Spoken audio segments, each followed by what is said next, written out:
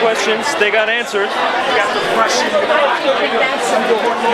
questions about this pamphlet? Yeah. Can we turn the camera off? Well, we wanted to get this recorded so you can defend this thing on the turn the camera off, I'll talk to you. No camera? Alright, so what we see here is that we are told Islam got questions, we got answers, but they do not allow it to be recorded. Is this deception? I give you the answer. What was the question you had? The question is, this says Islam's war on terror. Yes. It talks about, are you getting this? Get closer then, get closer. It talks about Islam does not promote killing and violence. Yes. Now we know from Hadith, we know from Seerah literature, that one of the last chapters revealed from the Quran is chapter 9, Surah At-Tawbah. In Surah At-Tawbah it says, let me quote it for you. Are you familiar with this? Go ahead, maybe you can remind me. Alright. In Surah At-Tawbah, chapter 9, verse 29, it says, fight those who believe not in Allah nor the last day, nor hold that forbidden which has been forbidden by Allah and His Messenger, nor acknowledge the religion of the truth from among the people of the book, until they pay the jizya with willing submission and feel themselves subdued. And in fact, Abdullah Yusuf Ali says, I ain't about to debate with him. Yeah, I ain't about to debate. He just talking. I ain't even gonna talk to him.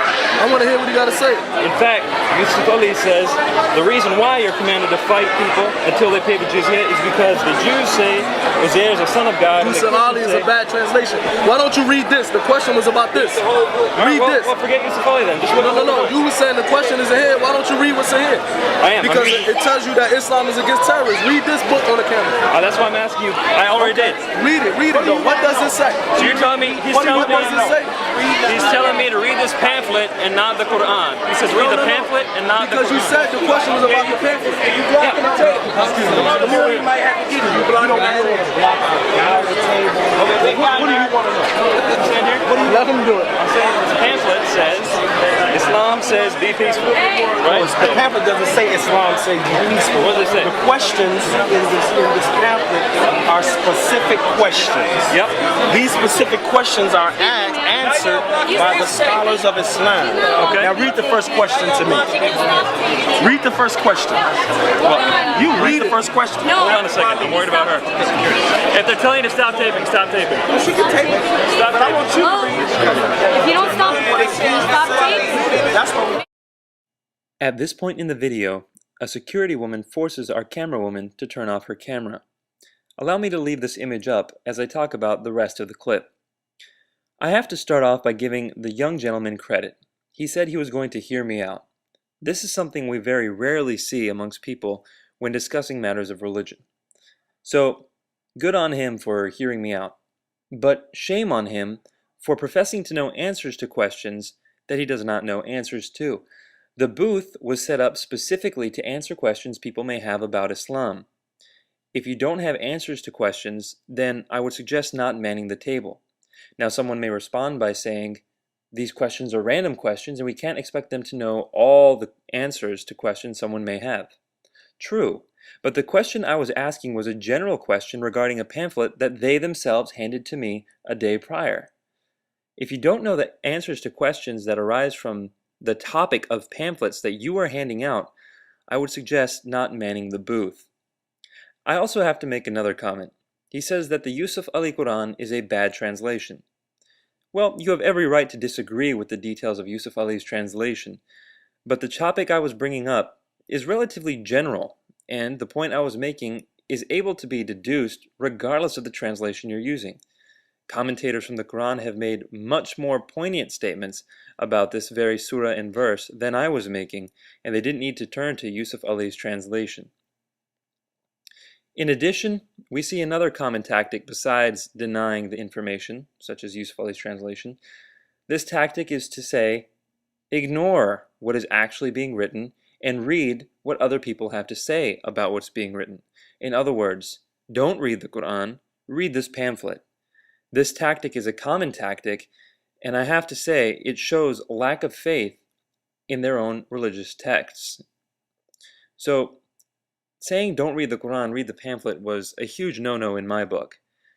even though he didn't use those words, that is what he implied. And it is in fact also what the elder gentleman implied when he started talking to me. He started saying, look, scholars have answered these questions. Read the pamphlet. In other words, let the scholars do the thinking. You just read what they end up saying. Little sound bites that you can find in glossy pamphlets. I don't think that's accurate. I think that the major text of a religion such as the Quran should be relatively easy to understand, especially if it is recited as often as it is amongst the Muslim world. Now, allow me to turn to the security issue. Here we have security guards performing what I would consider illegal actions. Number one, the security woman said that we were not allowed to record this video. In fact, that is incorrect. We are allowed to record video because this is a public event. It's an event open to anyone. No one has to pay, no one has to register, and it is on public ground. So it's a public event, and the police themselves said we're allowed to record. So knowingly or unknowingly, she misinformed us and then enforced a false ruling by making us turn off our camera. Now, touching the camera is unquestionably illegal in the United States. Forcing a woman to turn off her camera with physical measures is also illegal. So the security people actually committed lots of infringements upon the law.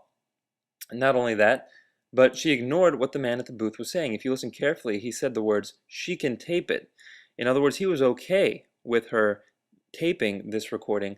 However, security forced us to turn it off, again, illegally. Now, I do have to wonder why. Why is this happening? I've received some comments from people on the earlier videos saying that anyone would respond this way and react this way, even Christians. I disagree. I think Christians would love the opportunity to have their answers broadcasted the way I have just broadcasted this video. In other words, I didn't edit out anything they said. I didn't misrepresent anything they said. I put everything up. And I think any Christian manning a booth would be willing to have their answers put up and represented fully the way my attempt to represent their answers was. This is Nabil Qureshi with Act 17 Apologetics. Stay tuned for the rest of the events that will unfurl over the next few weeks or so. The weekend was action-packed, and we have the most powerful video footage left to see. So keep in touch with the website. We'll see you soon. God bless you all.